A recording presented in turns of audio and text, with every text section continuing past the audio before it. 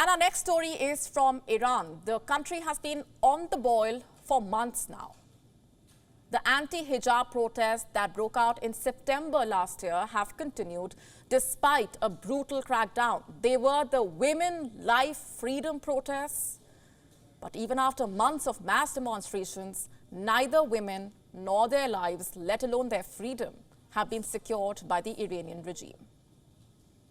Freedom for girls in Iran has remained a non-starter, but in recent days, their lives have come under direct attack. I am talking about the alleged poisoning of girls in schools across Iran. Hundreds of girls across the country have fallen victim to suspected poison attacks. The alleged poisonings started in November last year in the Shiite holy city of Qom. Reports suggest over 60 schools across 21 of the country's 30 provinces have seen suspected cases. Over 1,000 children have been affected so far, over 1,000 of them. Girls' schools were the site of nearly all such incidents. At least one boys' school reportedly has also been affected. The children affected complained of headaches, heart palpitations, feeling lethargic or otherwise unable to move. Some even described smelling chlorine or cleaning agents.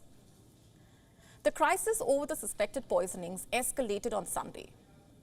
The Iranian authorities acknowledged that over 50 schools were struck in a wave of possible cases of poisoning.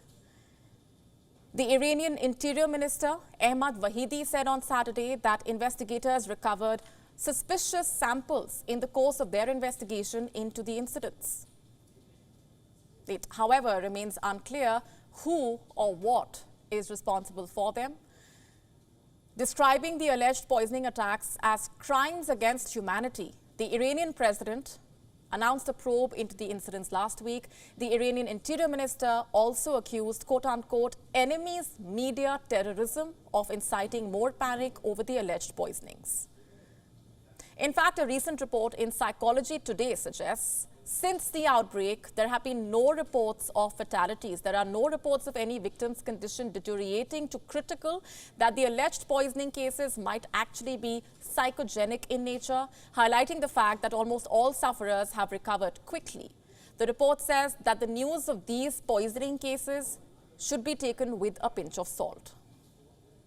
The report says there are startling similarities between the cases in Iran and previous incidents reported from Afghanistan and the West Bank. In all these cases, female students in Islamic schools in different time periods exhibited symptoms like headaches, nausea, abdominal pain, and blurred vision. According to the Psychology Today report, the girls in all three cases were suffering from a mass psychogenic illness. The report says it follows a pattern: a mass illness, media frenzy, and accusations of state terrorism. WION now available in your country. Download the app now. Get all the updates on the move.